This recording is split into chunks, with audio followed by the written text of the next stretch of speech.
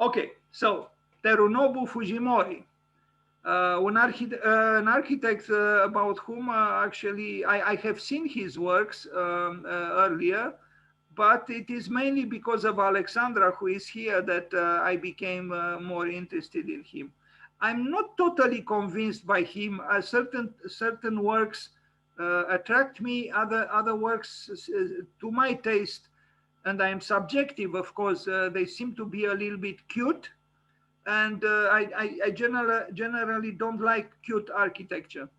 But uh, I will reflect further on his work.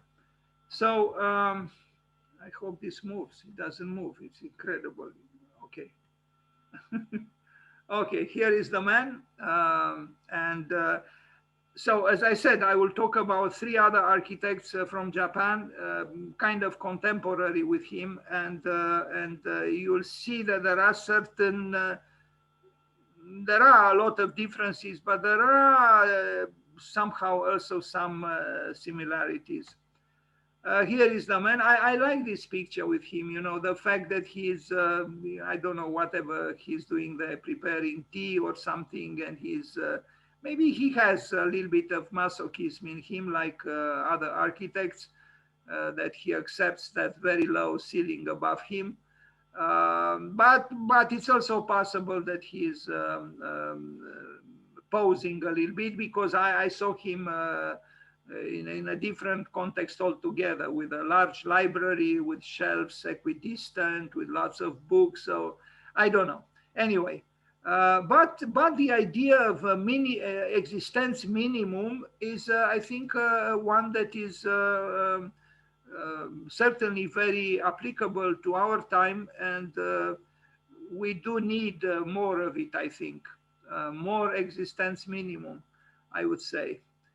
I understood he's a well-known personality in Japan, even a TV personality. What I'm trying to say is he might not be the homme revolté that his architecture might, through its polemical side, might insinuate. Maybe, I don't know.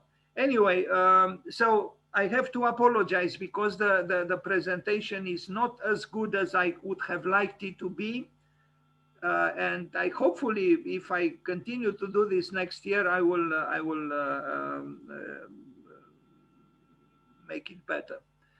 Okay, so he built a few museums, and I like this. I'm attracted to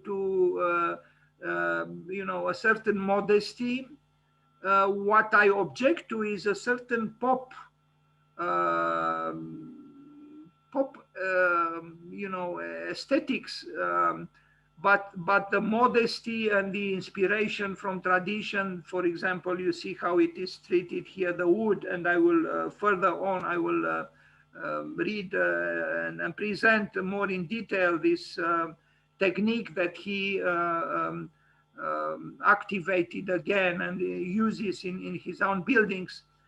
I think he's a little bit touched by what we knew of postmodernism. And some of his buildings were built in the 90s, last century. So there is something there, but he's capable, he's versatile.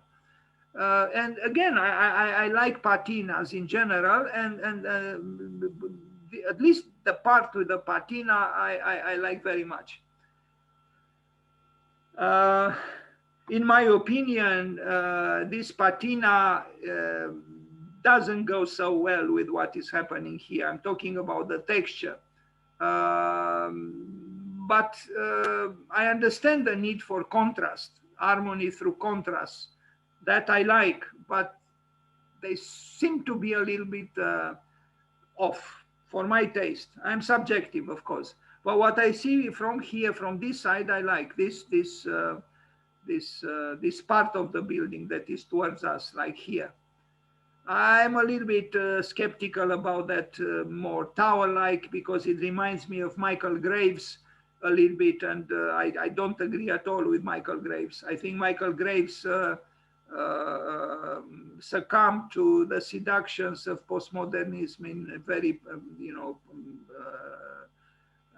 regrettable ways. A house from 1995.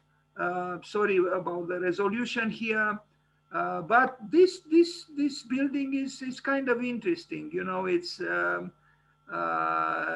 has an ECO side to it, but also a certain centrality. Almost it's some kind of a Renaissance ecology or ecological Renaissance. If I am to improvise some kind of an evaluation of this building, I like it actually. Because here the pop side is almost completely absent, and this building, for example, I wouldn't describe it with this word cute. No. Although there is a level of playfulness, but it is kept under control, so to speak. And you know, the certain symmetry of the building and the centrality of the building makes it, escape the doom of the word cute. In my, again, in my subjective apprehension. The Nira house from 1997, but this one, I don't know, maybe I am sometimes confused because there are the names in Japanese, which is not, they are not translated, and then the British, the English names. And it happened that the house that was named, even here, you see Nira house is the Leek house, but I don't think I found it. So this one, Too Low Tea House, is this one, which this is during construction, I think, and it's interesting. He's an architectural historian who started to build kind of late. I mean, at 44, if that is late. Louis Kahn started approximately at 55. I mean, at 55, he achieved, recognition. He started a little bit earlier, but we are more in a hurry these days. So this architect is considered that he started late at 44. I mean, to build, because in terms of history, architectural history and teaching and so on, he started much earlier. This is another house, which is, I don't know very well how to evaluate it. I still think this one is a little bit cute, with that popping up thing at the top. I don't know. I mean, I didn't analyze it cerebrally for too long. But now, like a spontaneous reaction, I could say, if you use a sloping roof, a traditional roof, as he does, is that cantilevered part really making sense with a traditional roof? There seems to be some kind of a contradiction there. I am nothing against, I'm not against the cantilevered parts, and I'm not against the sloping roofs. But to put there, that cabin, like that little cube, mimicking some kind of a traditionalism, and then have it almost, unsupported by anything with that big cantilevered effort, to me is a little bit too cute, and I don't know. It's not. It attracts the attention, of course, but. I don't know. Somehow I don't consider it a great architecture. The interior is interesting, and I like that leather, and it has qualities. But I wonder about that, disjunction between, on one hand, as I said, traditional or traditionalist elements, and then like the sloping roof, and then the flamboyant cantilever, which is, I don't know. Anyway, yeah. Yeah, because that roof, you know, it expresses one cosmology and cantilever part another, and they are in I think there is a schism between the two, in my opinion. Now, I'm not against schisms. I like schisms and rifts, but it's something that turns me off. Anyway, but people enjoy it, so that's what counts. Anyway, but it's amazing the playfulness of the Japanese, and that's what I was trying to, um, you know, convey somehow by my idea to also show a few other architects from Japan. I like this window though. Small window is nice. You know, I like small windows. It's true. I'm tired of the glass walls and so on. Here, what can we say? It's, you know, it's interesting, but I don't know. I don't know why. It's something about it, you know. It's almost it combines traditionalism with a little bit of even of Dada. You know, there is a Dadaist mechanism a little bit at play here. Anyway, this is the technique that he uses, and I will allow me to read it. So this shugiban or burnt cedar is a traditional Japanese method to burn the surface of cedar timber to give it a unique rustic look. It also enhances timber's functionality by oxidizing the surface.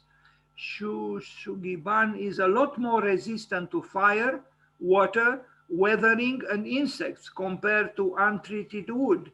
It is believed that Shugiban lasts as long as 70 or 80 years. Since it does not require chemical coatings and leverages the beauty of natural cycle, it is drawing increasing attention as natural and sustainable solution. And here you see some examples, not from his own architecture, from you know, other architectures or even traditional architecture. And I think this is a good rediscovery for him, or the fact that he uses this technique. This is not the only one he uses, but apparently he was the one who brought back to our time this older technique. Anyway, so until people rediscovered its unique value recently, Yagi Shugi was considered old-fashioned and its application had been declining despite its long history. Its origin is unknown, but one theory suggests that people in Kansai area, including Kyoto and Osaka, started using Yaki Shugi to strengthen the bottom of the ships hundreds or 1,000 years ago. Kansai area surrounds the Seto Naikai, the inland sea, which has always been the major maritime transportation channel for Japanese. Terunobu Fujimori is probably the one who unearthed Shugiban and elevated its aesthetic values. Fujimori tweaked traditional Shugiban by increasing the thickness of slabs from conventional about half an inch to an inch. It changes the impression quite significantly. With half an inch of thickness, it is more like cooking a beef steak. It's a wood plank with a nice brown touch on it, but when it's an inch thick, the surface will completely turn to charcoal and the underlying non-burnt portion becomes invisible. It's just the preference, but Fujimori's version of Shugiban is really charcoal that exhibits a unique primitive strength. The idea of finding inspiration in the so-called primitive architecture is an excellent one. I myself love primitive architecture, and I can recommend you a beautiful, beautiful book called just that, Primitive Architecture. It's part of the larger series with the history of world architecture that was edited by Pierluigi Nervi and translated from Italian to English. And there is one volume out of the 18, the republished edition is dedicated to primitive architecture, and it's quite a beautiful book, a beautiful volume. So now you see the coal house designed by Fujimori as part of Sumika project. This thing, Shugiban, is used to represent the ultimate primitive material for architecture, charcoal. The house is primitive, avant-garde, inside out. I like this. And even Fujimoto talks about the primitive future. So it's about the same thing, primitive, avant-garde. Unfortunately, I only have 2 images with this. I was planning to add more images, but every time I typed in coal house, I couldn't, I didn't come across this. It's a larger complex, and I was very interested to see more of it, but for the moment, I just have these 2 images. Now the chocolate house, this is a, you know, it's not, it's the chocolate house. Here is a little bit, he's a little bit whimsical. He's a whimsical architect, and he does like these cantilevered little doll houses hanging on cube or whatever. I hope he doesn't fall on that on that dog. But since the dog is so peacefully laying there, I mean, you know, they have strong intuitions. I'm sure he's not afraid because there are no dangers. I don't know. I don't know. It's not my type of architecture. I'm not against, but this to me is actually not surrealism. I know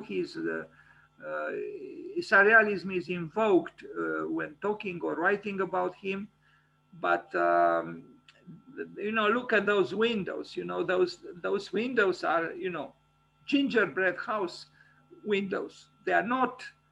There is no innovation there. They are just gingerbread houses, and I'm sure Mark Wigley would have had some harsher words about this. Anyway, now an art museum from 1998. This is the other name for the museum, and here are some pictures. As you can see, he works with dualities. He has the parts of the buildings that have sloping roofs, and then he has you know, like here the part of, in between that is somehow a different you know, architecture, somehow different aesthetics, but a certain simplicity that is obvious is a quality, I would say. And again, the patina that we just learned about is also adding something to the building. And I'm happy that it also has a functional, you know, advantage, so to speak, that technique. I like this picture because here even the part in the middle without the sloping roof in this picture is as a patina. I don't know where that comes from, but maybe from pollution. I don't know. And even the structure here in the front is, but I believe by him, because he does this sort of thing. I show some pictures of his work to a friend, an architect in Austria, and he said he builds birdhouses.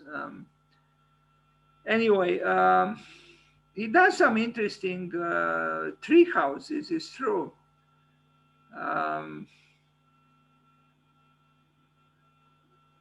This one has some qualities, you know, it's almost like, you know, a Japanese castle or fortress, but it's not built with stone, it's built with wood. So it has also a certain level of fragility.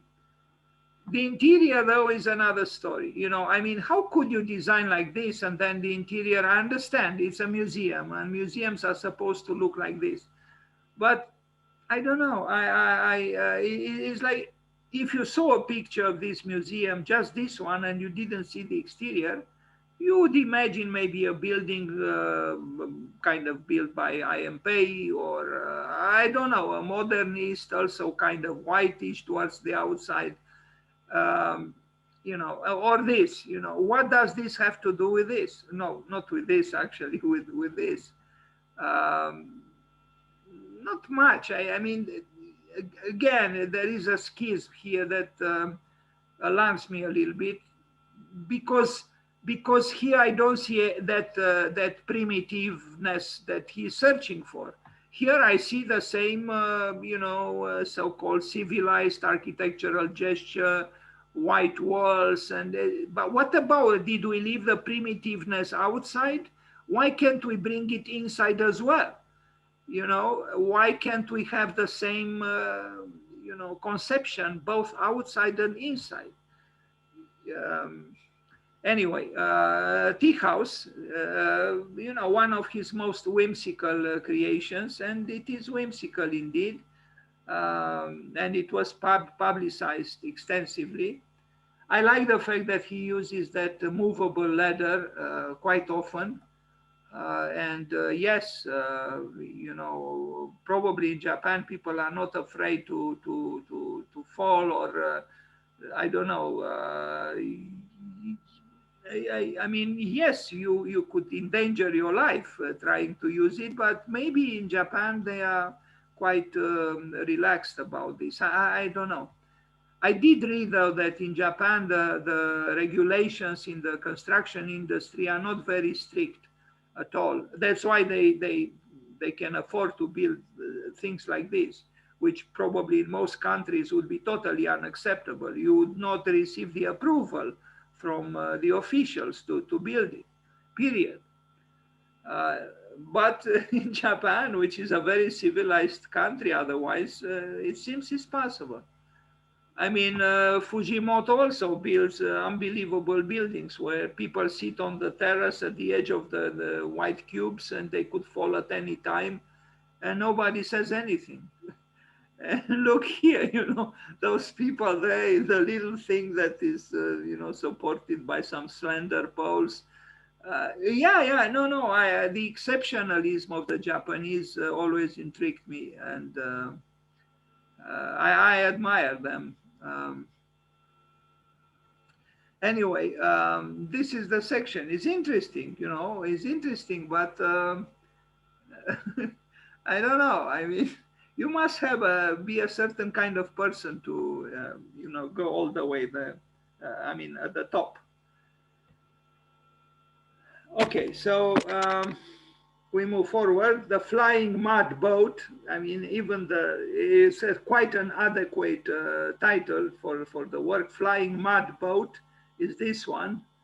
Um, I mean, when you say boat, you mean water, but the mud with the water do not mix. I mean, the mud doesn't like water normally because it melts. But this is not in the water, it's in the air. So it's kind of a, what kind of a boat is it? It's in the air, it's not on water or in water. Why he suspended it there, I don't know. It's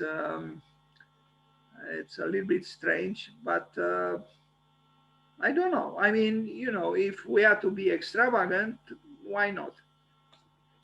Uh, so we move forward. So this is the flying mud boat, and an adventurous person is climbing the ladder towards it. It's certainly, I mean, really, you could break your legs easily, if not your neck, trying to access some of these things. But it seems the Japanese are, well, they are not very big people, and I guess they don't have a lot of weight. So, but still, I don't know. I mean, really, something like this would not have been easily built in any other part of the world, probably. But the professor, because he's a professor, can do it. Another art museum, a little strange, I mean, that inflated part at one edge of the building, to me is a little bit burlesque. But we have seen other burlesque things. This wouldn't be the first one. Um, of course, there are books published about it, and it's a great variety in Japan. You know, as you know, anything goes almost, although not so much like in China, it seems these days. La Colina. This is, I have more pictures with this project, and you know, it's at times I at the very beginning I thought that the hill was part of the building, but it's not. It's behind the building, and here it is, the building without the green attached to it or on it. But once the green is on, is you know, more so-called sustainable, ecological, more acceptable for our time, perhaps. Um, I don't know. I don't know. It's okay, I guess. Why not? Uh, so a lot of wood, you know, we keep cutting down trees and forests to build and build and build. Will never stop. I think when the pandemic is over, will accelerate the economy, and many forests will fall to the ground, and many new buildings will be built in a hurry to make up for the lost time, so to speak. The Mosaic Tile Museum, this is a burlesque project as well, in my opinion, a little bit burlesque. He's able to combine a certain level of austerity with what I call burlesque. Um, I don't know. I'm not totally convinced. And when you see that green perimeter line, you'd feel that the roofing is all green. No, it's just a line of green, so to speak. You'll understand once I see the building, or we see the building from the side. Um, this is, and you see, this is the project. I don't know if he did maybe, I don't know. I see a T there. Maybe that's his signature. I don't know. Maybe he did his drawing. And I like the fact that it's hand drawn. But what I have problems with is this: look at the plans on the left and look at the images on the right. It's like they are two different worlds. You have a rationalist work on the left, and you have on the right some kind of a primeval, archaic image of a hill, you know, hill architecture. And but the two, if you just block off first the right side of the drawing and just look at the plans, and then you do the opposite, you block off the left side and look at the right, you would say it's impossible. Uh, because look at the section and look at the plans. You know, to me, it's not an organic architecture. It's a rationalist dressed in an organic way, but he is a rationalist. I see it clearly on the left. He is capable of doing other sort of things, but I don't know, this building. And look at the entrance into the museum. I mean, really, to me, is a little bit like a joke. I'm sorry I have to use this word, but I don't know. I mean, you know, how could you do something like this in the 21st century? Unless you are, you know, concerned with provoking a certain amount of smiles. But I don't know. Although I have seen similar things, believe me, at La Tourette by Le Corbusier. He has, and I'm sorry I don't have here a picture, but if you search on Google Images, La Tourette, Le Corbusier, he has in a certain portion of the building some arches in concrete that support the building. So from underneath, but you can see them, it's like a first floor, that are kind of in this spirit, which are to me totally unexplainable in the case of Le Corbusier. In fact, much more than in this case, because here there are other examples of the burlesque that I mentioned. Anyway, so it is artificial, it is organic, it is rational. I mean, yes, you could say he's trying to unite the opposites. Yeah, you could say that, but there is still something pop and unconvincing here, like in Michael Graves, I think. And I don't know. You see, from the side, you realize that that green at the edge is just that. It's like a trim. It's just a trim of green. It's not as you would expect it. From here, you think that the whole roof is green. It's not. But maybe this is not so important. I don't know, my comment. Now, the Vatican Chapel that he built for the Venice Biennial is not bad. And maybe, it happens that I visited it. There were other chapels built by other important architects. So this is by him. And it's okay, I guess.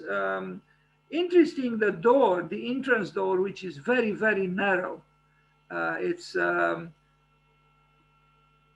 like in a way the drawings, because they are so childlike,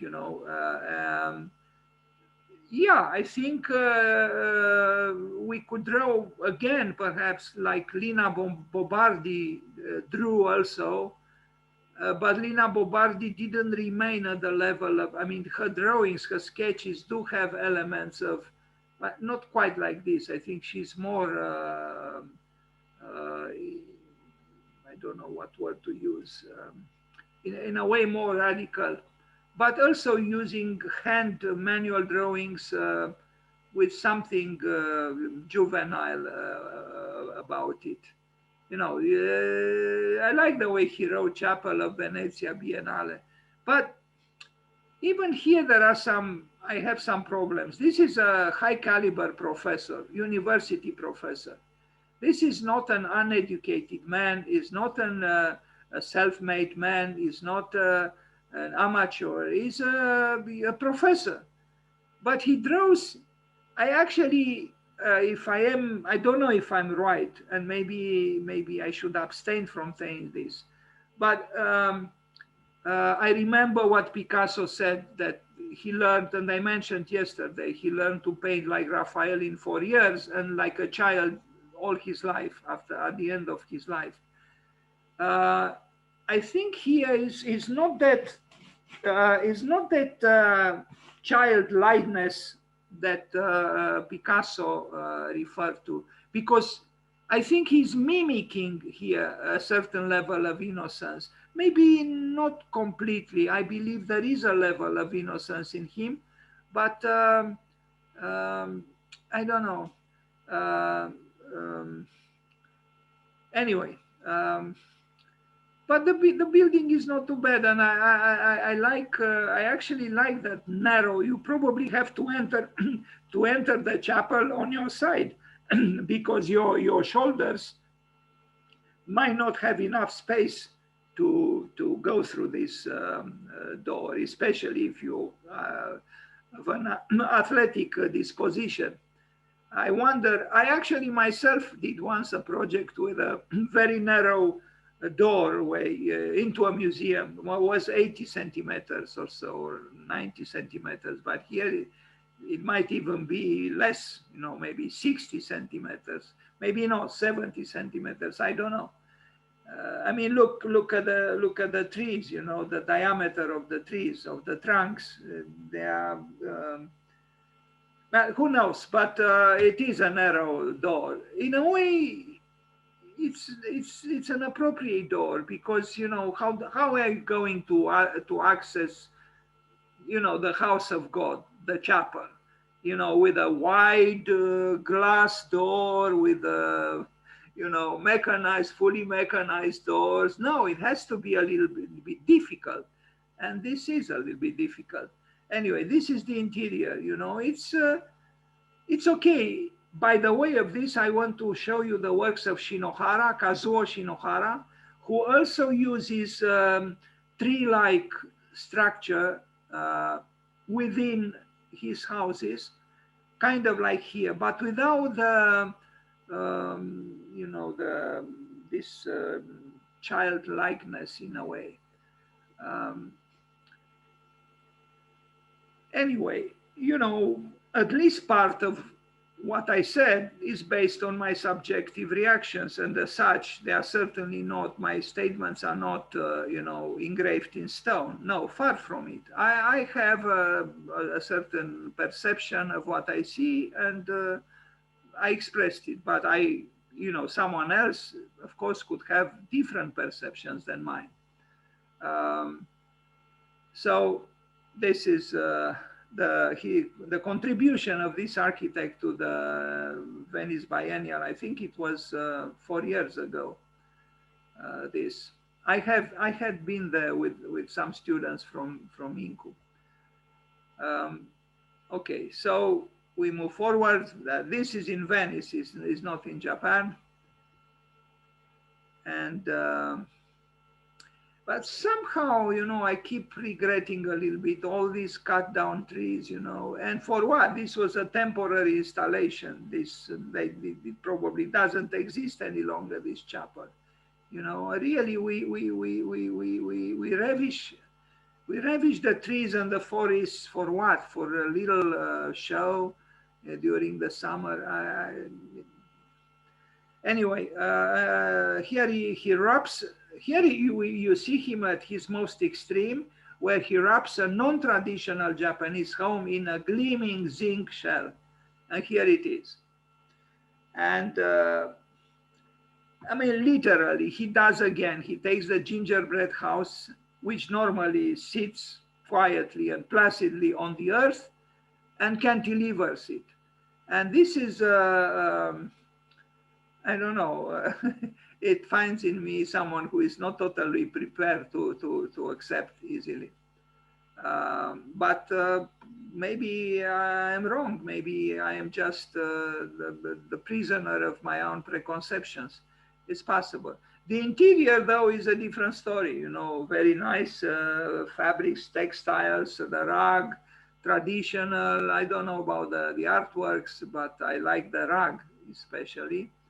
And wood is always nice. And I don't know, all this zinc, yes, is very fashionable. You know, the Jewish Museum, the Holocaust, the Jewish Museum in Berlin is covered in zinc. A lot of architects use zinc. Wolf bricks and Kop Himmelblau, almost everything they do is with zinc. So here it is. And now you see, I think I'm approaching the end. A project he did with some students, completed as part of the Kingston University degree show. You see, show, we must notice, the seminar house pavilion combines traditional craftsmanship found in British and Japanese culture. The students drew inspiration from their study abroad trip to Nagano and Tokyo, where they toured a variety of Japanese buildings from a 16th century timber castle to a self-built concrete house. Fujimori also gave talks on the Red School, a term he coined to describe a group of Japanese architects recognized for the handmade aspects of their buildings. I myself sometimes mention red architecture because I think architecture in its essence is red, is not green. But why he talks about the Red School in relation with it being handmade, I don't know very well. I don't understand very well the relationship between being handmade and being red. And this is the building. I don't know. I mean, I don't know. Why not? We could say, why not? You know, there seems to be zinc on the first floor and then wood and then that burnt cedar at the top. It's I don't know. But students are happily there at the top, and I'm sure they labored with pleasure at it. You'll even see the shoes and the feet very soon, hanging, you know, in a moment of you know, pause, it's unbelievable how much we consume, you know, and we consume for our games, you know, because they are games, you know. From what I know, what models did Palladio make? Palladio didn't use the perspective. He only used bidimensional representation. And I think I only saw one model, and it might have been made later. Now maybe somewhere, you know, vanished in time.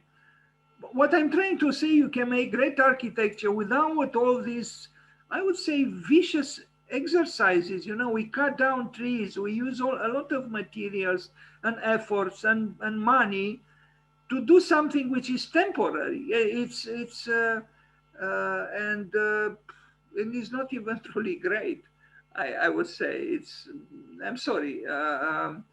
There is an architect who I think now he ran the Berlage Institute in Rotterdam, and now I think he's the dean at Princeton, who said that when he went to Japan to build something there, an important work, he didn't have any models. And he said that in Japan, they produce a lot of models, but he asked himself, and I think quite justifiably, you know, we have powerful softwares. We can model digitally quite well. Why use so much material, you know, of all kinds, wood, paper, whatever, to build sometimes enormous models. I mean, I know it's nice to work on a model, but unfortunately, these models often they end up in the garbage. You know, they well, they could be recycled, but I don't know. It's still to me an abuse of the money of the students and the money of the school. And look, this is like an image of our time. You know, we have the cutting tool, and we have the wood that is cut and cut and cut. And it's really an assault on trees, on forests, on the wood. And when will this stop? You know, because the trees give us oxygen, and we need that oxygen badly because there is too much pollution. But we keep cutting down the trees and the forests for all kinds of purposes. And here are the, you know, the criminals, so to speak, the students who build this thing. I was joking. I didn't say it with maliciousness. I said it with affection, actually. But I don't know. Anyway, I know I sometimes express controversial ideas, and I have to be careful, and I am careful sometimes, maybe not always, and I apologize if I hurt someone's feelings, but I wonder when will we stop, you know, with this, you know, frenziness of doing, and then doing again. You know, maybe we should abstain from doing for a while. You know, this is just one class, one workshop. You can imagine at the scale of the world, you know. Anyway, and this is, I don't know, maybe he doesn't deserve this question at the end. Cute architecture. But I want to show you, if you allow me quickly, Kazuo Shinohara. I don't know if you know of him. He's I saw him lecturing at Columbia. He was a very important architect. He died, and I think you might discover an interesting architect who is different from. I will never remember. I'm ashamed of myself, in fact, that I can't memorize his name. I don't know why. Okay, Kazuo Shinohara. So he died in 2006. And you realize that there are certain elements, because he also searched for an archetypal, so-called primitive architecture. And he also is sometimes playful, but in a different way. This was the man. He was a professor himself, of course. And here he is with another model, whatever. A house in Ashitaka from 1977. So he was older than the previous architect. I don't have, it seems, pictures with that house, but we have with this one from 1972 in Kugahara. It's very severe because he used also a lot of concrete, and you know, it's a different kind of fundamentalism or primitivism. It's a primitivism with concrete, although he uses here. Here he is in his studio or room. He obviously loves books or loved books. House in Ashitaka, 1977. He uses the sloping roof, but otherwise is a severe, is an austere architecture. But you still see a connection with, you know, with the Japanese tradition, and the house I want to arrive at will arrive soon. That makes me a little bit connect his work with previous work. A house is a work of art. I don't know. I'm not so sure about it. In fact, Adolf Loos said the very opposite. People love their homes and they hate art. But Shinohara said a house is a work of art. You see, here he uses kind of, you know, structure kind of similar with what I, I have to learn his name, Fujimori. But he worked in wood, and Shinohara works with concrete. But it's kind of the same thing. You remember the pavilion, the chapel, the Vatican Chapel in Venice, and this is not a chapel though; it's a house, but it has a, you know, a certain sacrality, so to speak, this space. Even with the furniture in, they are powerful, these sculptural presences within the house.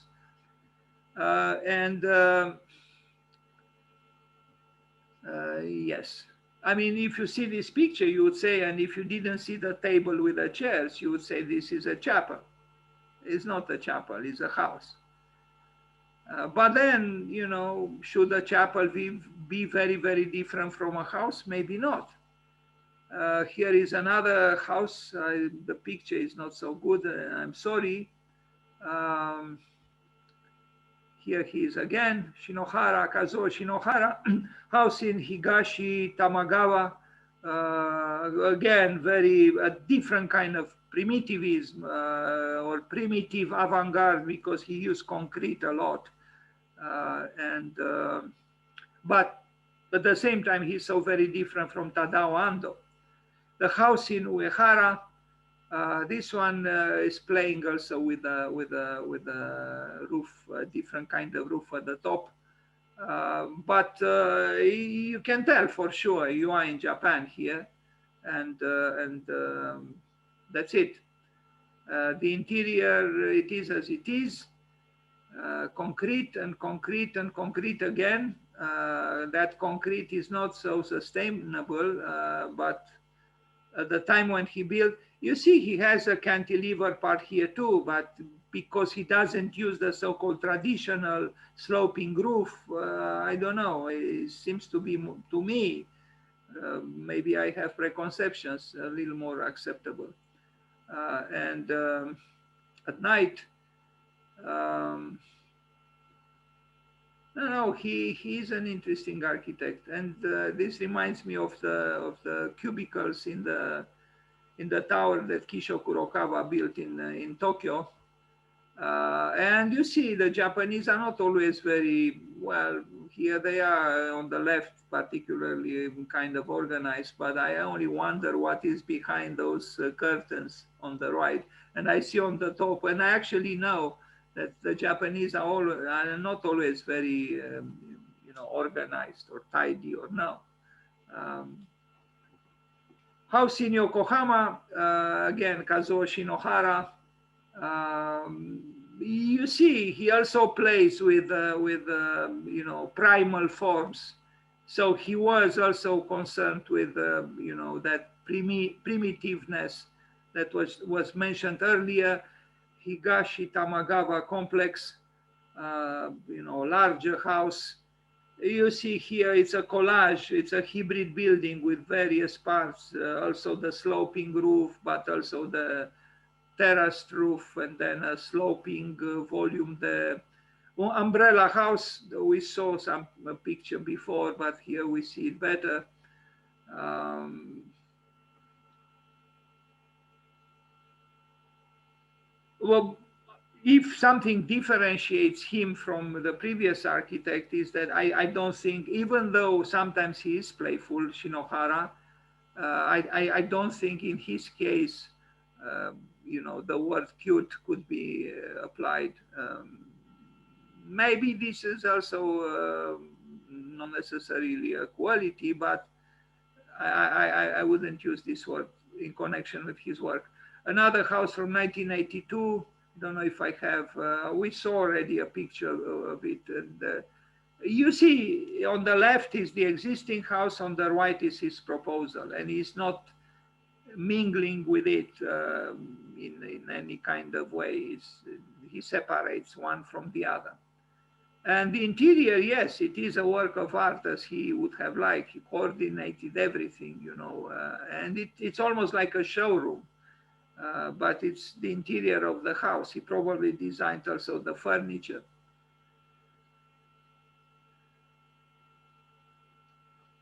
And so Kazuo Shinohara, we move forward. Yes, a different architect, but I don't know. Maybe the house on the right has some burnt cedar, as it looks like it.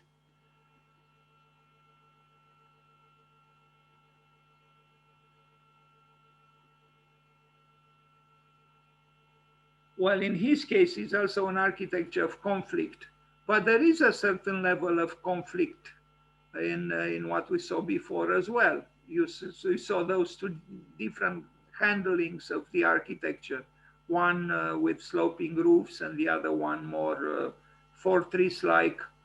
An encounter with naked space, Tanikawa house.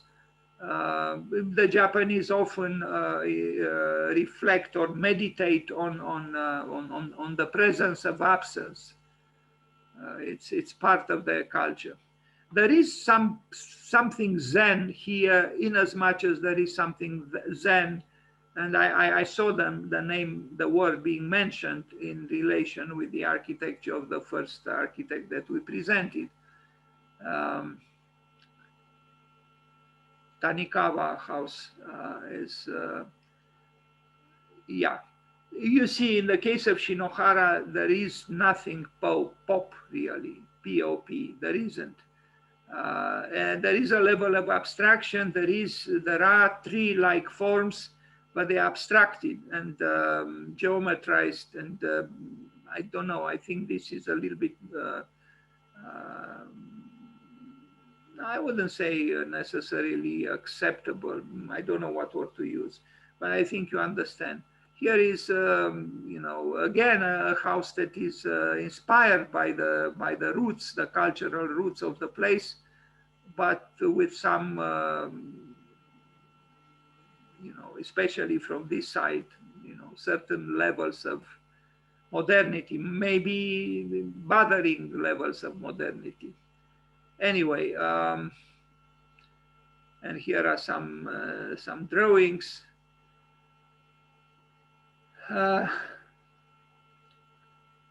Okay, Shinohara, Kazuo, Tanikawa house. You can find a lot of publications about him because he was appreciated and famous. Tokodai Centennial Hall, this is a big building. You see, we have cantilever parts here as well, and also precariously at the corner of the building, maybe something in the Japanese culture. But what he didn't do, and this is what I find awkward in the case of Fujimori, or what is his name, is the fact that he puts that sloping roof, on top. Here is the cantilever goes better, I think, works better with because it doesn't have that so-called traditional roofing. Otherwise, the gesture, architectural gesture is kind of similar. Although here it happens on both sides, it's not just hanging in one corner. It's almost you feel that it's a penetration here between the horizontal part at the top and the rest of the building. So there is some kind of a balancing act.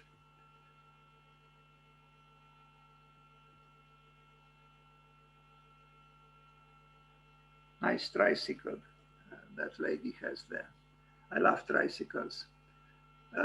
Okay, so and this is, I think, the last work I show, and I wanted to mention the ukiyo-e in relation with the first work I showed, and I had a presentation made about this art movement in Japan, which is very important, very impressive, and very beautiful. And allow me to say a few words about ukiyo-e. Ukiyo-e means the floating world. And it was an art movement that consisted of woodcuts done mainly in the 19th century until, from the 18th century to mid-19th century, when Japan was very isolated and introverted, was a feudal Japan, and great artists exercised their talent and their visions through this very fragile medium, woodcuts, which were very, very beautiful. And for example, Frank Leroy had a great collection, and many people love woodcuts. And apparently the greatness of the Japanese woodcuts of the 19th century was discovered by European painters, artists in the second half, after Japan began to open up and sent ships and received ships, but sent ships also with certain products like fish all the way to Europe. And from what I read, artists like Degas and Manet and Monet and Van Gogh, even when they had a little bit of money, would buy fish that was sent from Japan. And sometimes the fish was wrapped in woodcuts, in Japanese woodcuts. Can you believe it? Because the Japanese didn't have this European conception about art, that it has to be sacrosanctly, with a frame around, with glass and with certain conditions of temperature. No, they hang these, of course they were woodcuts, so they had several prints, maybe even 100 of prints. But those prints are very valuable now, and I imagine they were valuable then too. But they hang them from the branches of the trees, from the frames of the doors, and they, the merchants at least, as I said, they even wrapped the fish with them. So, the genius of the European artists recognized the genius of the Japanese artists, and they did have great, great artists. Hokusai, Utamaro, many. I used to love this art. That's why I know a little bit about it. And this is the museum for the ukiyo-e art, which means the floating world. And they are small artworks, pages on paper, but done with the exquisiteness and great sensitivity and great, great skill. I'm not sure this building by Shinohara matches the gentleness, the gracefulness of those artworks. From what I read, apparently Frank Lloyd Wright, when he didn't have money to pay his collaborators, he would pay them with woodcuts. Quite a nice gift, actually, or salary, if you ask me. The museum is, I would say, rather simplistic. If you compare it with just type in, please, on Google Images, Utamaro, ukiyo-e art, or woodcuts, and then you'll see. Here in the background, I mean, this is a collage. The background is with an artwork by Hokusai, and the building by Shinohara is in front of it. Actually, the Museum for Hokusai, so this is the Museum for the ukiyo-e art, and you see the artworks on the wall. They are small size, although they use various formats, sometimes 3 pages, you know, one near the other. But the Museum for Hokusai himself was built by Kazuyo Sejima. And this is an example of a woodcut, you know, and it was done with great effort because for each color, they had to incise a different wood block and then superimpose them. And this is not the most illustrious example, but you see there are details that show a lot of attention to detail, so to speak, which the Japanese, of course, are so famous for and good at. Thank you. Now, I don't know if you are not bored, I could show you something else, but I don't want to abuse you. I have another presentation about Arakawa, who is also a very interesting artist and architect. And then Takasaki Masaharu, who built some observation, some observatories. And they, all 4 of them have something in common, meaning playfulness and lack of inhibitions, but they're all very different from each other. So you decide if you are still here, because I don't know. Let me stop the share. Oh, there are even more people. You always surprise me. Let me stop a little bit the recording. I'll just begin to record to show the other 2 presentations, since today is Japan Day, so to speak. Okay, so I'll go to Arakawa. Just a second. From beginning, slideshow. I think it is recording. Okay, from beginning. Okay, Shusaku Arakawa, 1936-2010. He died 10 years ago. And he was not an architect. He was an artist and even a mathematician, if I remember correctly. But together with his partner, they began to build and very interesting things, actually. Here is the man. I mean, really, I admire a lot these Japanese, you know, how experimental they are and how free they are. And at the same time, how rigorous they are. You know, and how many of them are actually continue to provoke us. And now he had a European partner. I think she was Scottish. They were also lovers. So they made a perfect couple. They worked together. They achieved success together. They inspired each other. What could be better? But, you know, this luck not everybody has. Anyway, and somebody had money there, I think, because the kind of thing they did anyway. So Shusaku Arakawa was a Japanese artist and architect. He had a personal and artistic partnership with writer and artist Madeleine Jeans that spanned more than 4 decades. Shusaku Arakawa, who spoke of himself as an eternal outsider, I like this. I actually even identify myself with this, but it's the only identification I can claim. An abstractionist of the distant future.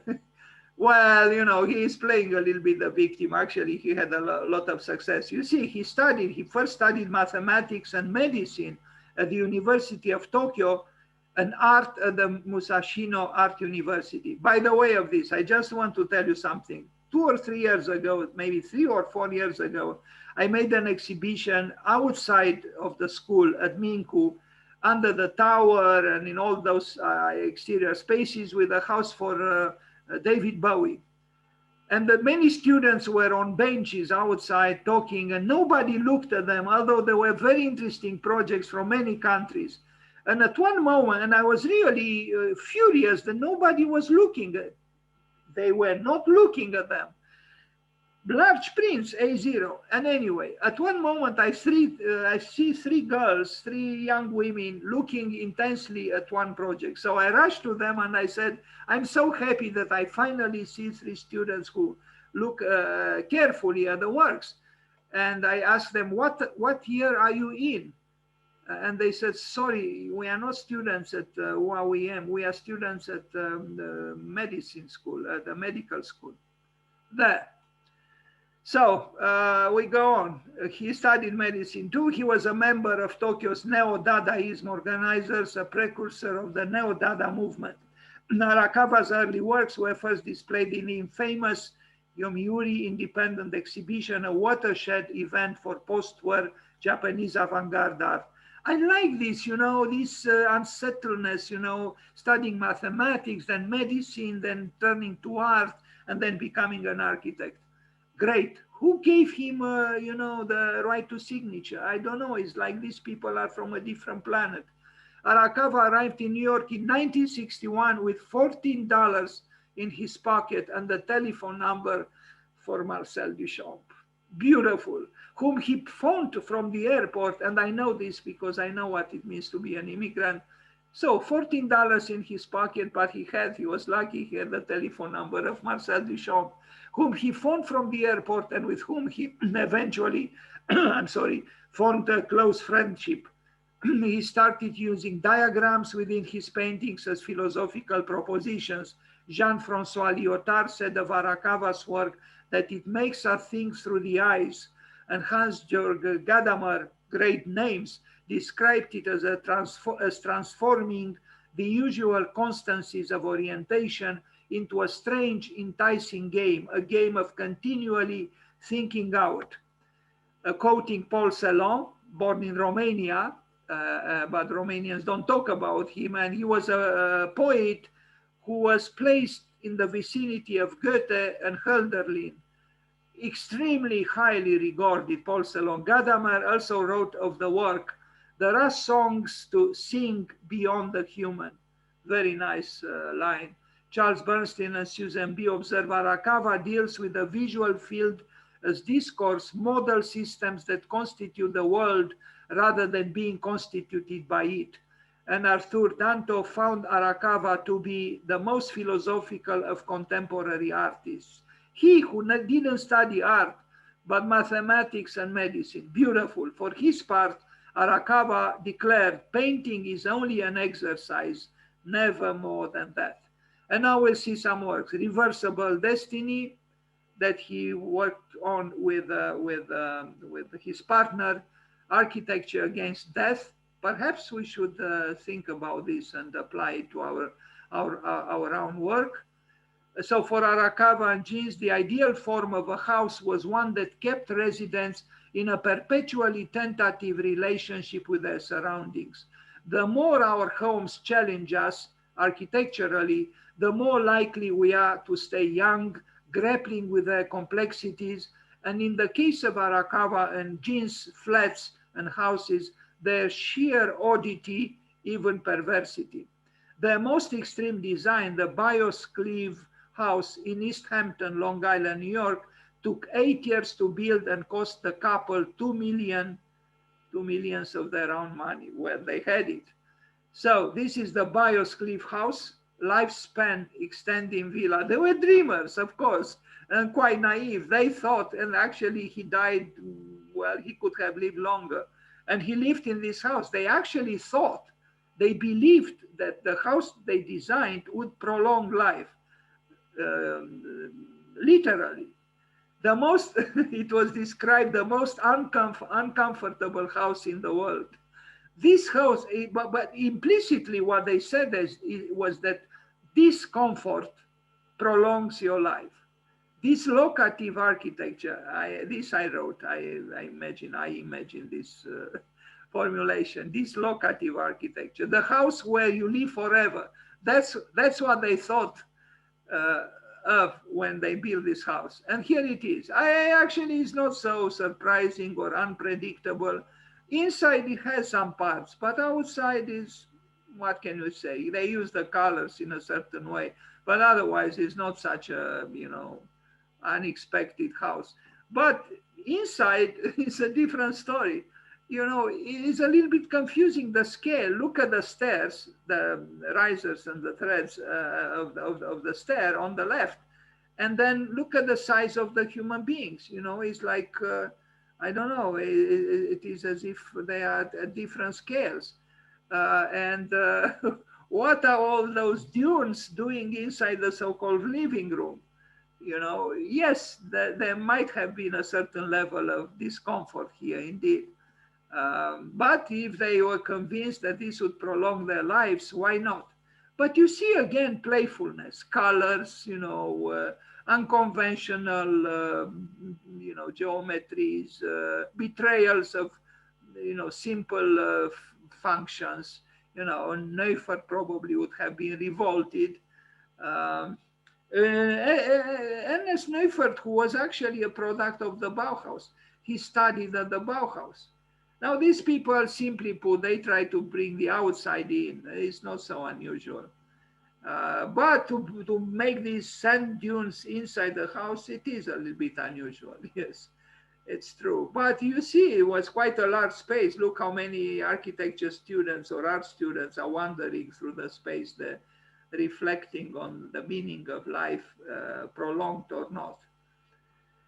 Anyway, so this is the house that, on one hand, is the most uncomfortable house in the world, and on the other hand, it is the house where if you live there, you live forever. But the architects themselves didn't live forever. I mean, Arakawa himself, he died at 70 something. Okay. But there are all kinds of interesting things here. The labyrinth, both on the ceiling and on the floor. And it is a big house, yes. And if they built it with their own money, it shows that they were not the poorest people on earth. It's possible the money came rather from her than from him, because we learned he arrived in New York with $14 or so in his pocket. And I like to imagine he didn't lie. Anyway, but he made, yes, once you become a well-known personality, you begin to make money in Manhattan. It's a money-making machine. Children who won't die. Well, he did die. And it was a dream, of course. They were dreamers. Not a very happy dreamer, actually, or child. He doesn't look like being very happy. Anyway, nice that they found each other, and I don't know, it's good to have a partner that understands you and you understand her. And, she was a poetess. So, anyway, hello. This is probably after he died. So, but you'll see other things built by them, even a park in Japan, a very interesting park, and a crazy looking park, reversible destiny lofts, reversible in the sense that you make death become life. It's like you transcend life, death. Look at these apartment buildings in Japan that they built, I think in Tokyo. Anything goes there. I mean, anything goes. It's incredible, They can build anything. And they build it very well, as you know. The Japanese can build anything, and they build it very well. I mean, technically speaking. I don't know if the lives of the inhabitants of these apartments would live forever, but probably they are moderately joyous there. I mean, why would you be sad in such an apartment? Living in a cylinder or I don't know what. So it was built. It was not just drawn. And this is still not the most radical. We'll arrive there. To happy inhabitants. Yeah, why not? Why not? Of course, what do you do in a country which is obsessed with regulations, with fire escapes, with all kinds of regulatory prescriptions? It might be very difficult to do something like this. And in the School of Architecture, you will be asked, how am I going to bring the piano in? Well, buy an electronic little piano, for God's sake, You don't have to bring a concert piano in this thing. Anyway, so it was built. Apartment buildings in Japan. These, neither of them was an architect actually, and that's why they are so free. They were so free because they didn't receive, the typical education so many architects have to suffer from. The site of reversible destiny, the Europark. This one is very interesting. You'll see the site of passable library. I like even the naming. The site of a passable or the passable library. Look at the library. It's built. It's not just drawn. It's built. How come? How come? I mean, Japan is known for its earthquakes. We saw cantilevers in the first presentation, we saw in the second, now we see in the third. Look at those things. How come? How do they handle the earthquake? Because they have more earthquakes than we do. And anyway, interesting library, certainly the most unique library that I have seen. The best way to get a handle on how a person is situated in the world is actually to construct one, a handle expressly made for the purpose. Strange, the word handle. Anyway, this is his thought, Shusaku Arakawa's. And there are other strange things happening in this park. Incredible. They had at their disposition a large site where they were able to experiment, doing all kinds of strange things, if I am to call them so, and built with matter, with money, with efforts, with, I don't know. Anyway, this, I don't know if this is the library or it's a different kind of building, but in the same site, this park that they built. But interesting buildings, I would say, and interesting drawings, and interesting everything. And people wandering through this, imaginary landscape that became physical. Bravo to them. I'm not so sure about this thing here, which reminds one so much the cupola, the dome that Jean Nouvel did for his Louvre Museum in the Arab world. That is actually, besides the filtering of the light, which is excellent, but in terms of shape, I find it problematic in the case of Jean Nouvel. Anyway, so children, adult children or children, mature enough to eat up the resources of a country or a community in order to build these things. Japan, it is a special country, no doubt. Look, that building is not straight. It is like the tower in Pisa, is inclined. They did it intentionally so. And that's it. And I have another one. I don't know if I should, I forgot what. Yes, since I will, so today is the National Day of Japan. Of course it is not. But since we made this effort with representation, let me quickly also present Takasaki Masaharu, an architect I discovered rather recently. And he is also outrageous because, now we are confronted with a pandemic, with a climate change, with sustainability, with the rising levels of the sea. He built a little earlier, at the end of the 20th century. For example, this astronomical museum, look at it, I don't know. How is it possible? Well, it is possible, and he's not the only one he built. He built another one, and some houses in exactly the same spirit. Can you believe it? Yes, it's concrete. Yes, concrete produces pollution. But look at the manipulation of form. You could say, wait a minute, it's frivolous. To an extent, maybe it is, but it's an astronomical observatory. It has a different function altogether.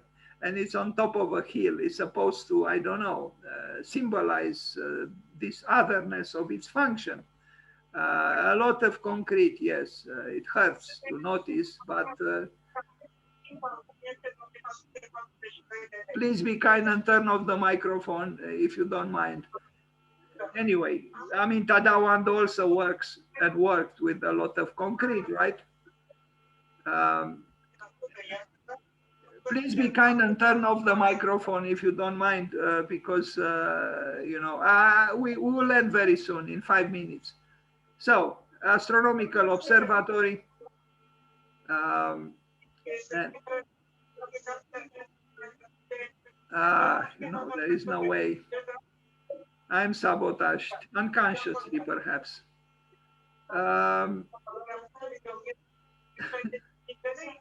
I don't know what is that noise. I don't understand why it cannot be turned off. Anyway, observatory.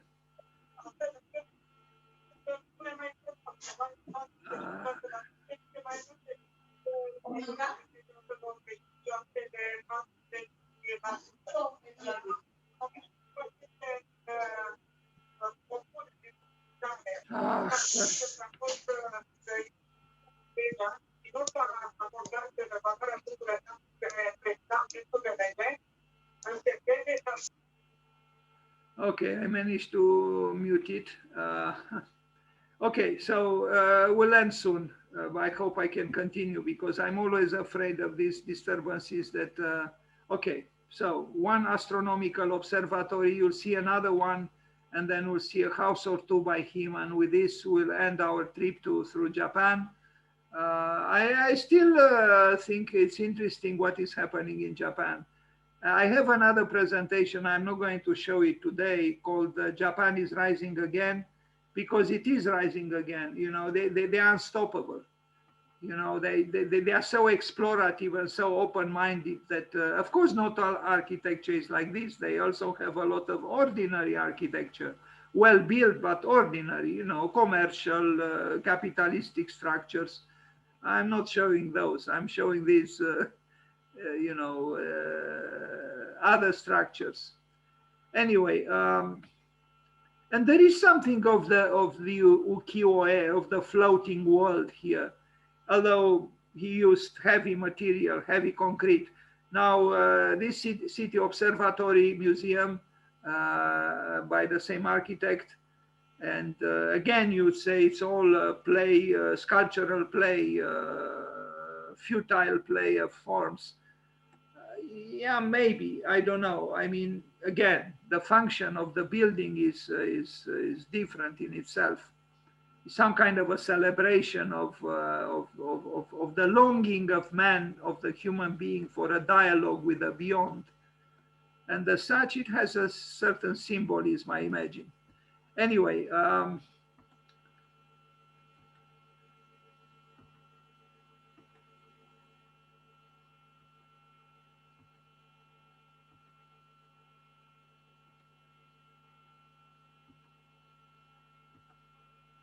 this is a house. I don't know if it is in Tokyo or not, but it's still an unusual house, very much so. And we see another house. You see the burlesque element is somehow present here a little bit. You know, those inflated, curved shapes. And, you know, the architects I showed are very different from each other, but there is something there. Also, I know that they're all Japanese, but no, there is something that you could say there is also a certain eclecticism, besides the longing for the primitivism, future primitivism, or the primitive future that Fujimoto talked about. But there is also, there are elements of borrowed, because Japan is very good at it also. You know, it inspires itself from other cultures, particularly the European one. Japan rises again. We saw this one, this house. And in a way, what is striking here is exactly what is not functional or doesn't have an explicit function. In other words, the you know, the superficial side of architecture, if you want, makes it, maybe the superficiality transforms sometimes a building into architecture. I know I said something highly controversial, but beauty, you know, could be connected somehow from a certain perspective with capriciousness, with you know, poetical license, with what is not truly strictly necessary, because it doesn't have to do with need, but with desire, and as such is beyond you know, function per se. Although there is a function of what is not functional, I would say. Okay, there are, I don't reproduce here this interview. I just move quickly now through a few more images. And with this, we end our Japanese day today. Here he is, the architect in Poland. Actually, the Poles like him very much, so they invited him. This is another house he built, you know, the spider house, or I don't know how it is called. And interesting works, I would say. And you see again, there is a connection with what we saw at the very beginning. Fujimori. I have to learn his. Here he is at UAUM in Bucharest now. He's actually in Poland. I wish in Sala Fresher people would be like this, but no, no way. Only when there are lists with presence, then people come because they have to, not because of pleasure. And this is a lecture by him in Poland, and that's it. Okay, we did it. Thank you very much for being patient with me, and